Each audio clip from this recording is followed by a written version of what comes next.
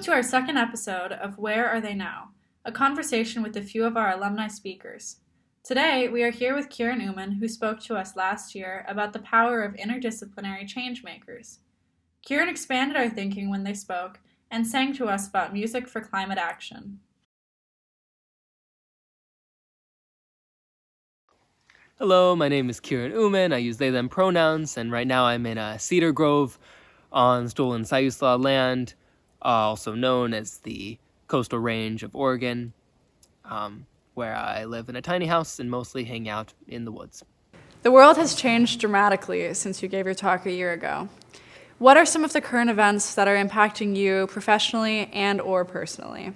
I'd wanted to move to the woods for a long time, but the pandemic really kind of made me readdress, what's important to me, and where I want to focus my energy. And so now I am a queer forest punk who lives in the woods and plays music all day and doesn't really have a regular job. So professionally, I think the pandemic has told me that, there are a lot of things that matter, and my relationship to money, I think, was something that I'd wanted to put less energy into. The other big thing that's happened, obviously, is this current uprising of racial justice organizing, and some are calling it the beginning seeds of a revolution. And I think that's awesome. As a person of color, I'm not black, but I'm mixed. My father immigrated from India. It's been interesting to see how people are thinking about race in different ways, and how people are so much more aware. For any person of color, it's been a really good thing to have these conversations brought into the mainstream. We take the momentum of this movement, we might be able to make real change. How have you stayed motivated to keep doing your work during this time? Staying motivated has not been the hard thing, because my work, I'd say, is following my passions. And I'm very passionate about environmental justice. I'm very passionate about racial justice, very passionate about music. I just live in the woods, and I try to plug into activist movements that inspire me, and I make music for those movements that I feel connected to. What challenges have you faced in continuing your work during this time?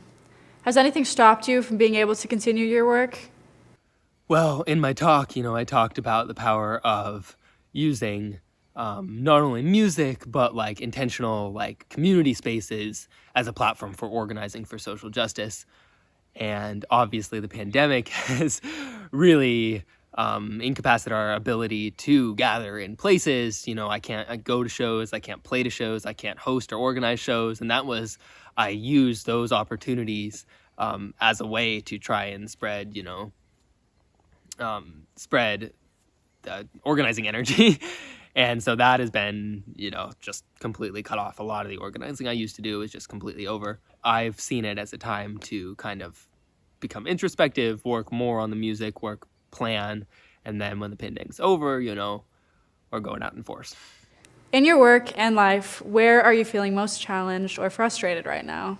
Well, I think we're at a really interesting moment, because we've had this huge surge in particularly racial justice organizing, and we've had a lot of not only people of color but also white folks who are realizing the issues with the police force, and realizing that even reforms have happened over and over again, and even those haven't seemed to make any difference with how the police treat black and brown folk. The biggest threat right now is a lot of these reactionary forces, who many of them have very powerful positions in our society, leaders of corporations, leaders of the government, and also just people, my neighbors, with the forest fires that are happening that did affect our local neighborhood here in Oregon, and even in the Coast Range. There were a number of fires right near this area. A week ago, this was covered in smoke.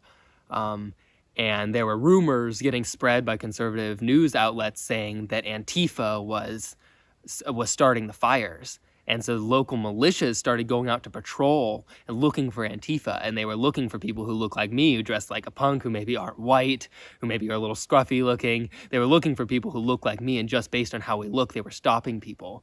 So I didn't leave our street for a while until that seemed to start blowing over. But I still don't know if there's militias out there looking for people like me. How can we come together and find solutions to some of the world's largest problems? One thing that I've learned in the pandemic is about relationships. And when the pandemic first hit, I was in quarantine with my partner and her family, and we didn't interact with anybody else, just the five of us, for a month. And frankly, it was a really powerful experience because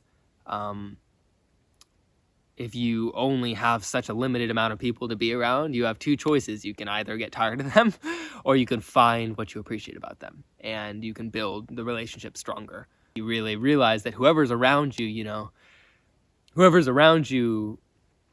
you can make judgments about them. You can decide they're not, cool enough or good enough, or you disagree on too many things. Or you can just try and build a relationship and find what you can connect on. And I think that's a lesson that we could take to our larger social movements, is really appreciating the people around you and trying to understand the people around you. I think can make a huge difference. If we put our emphasis more on building relationships, I think society would change a whole lot.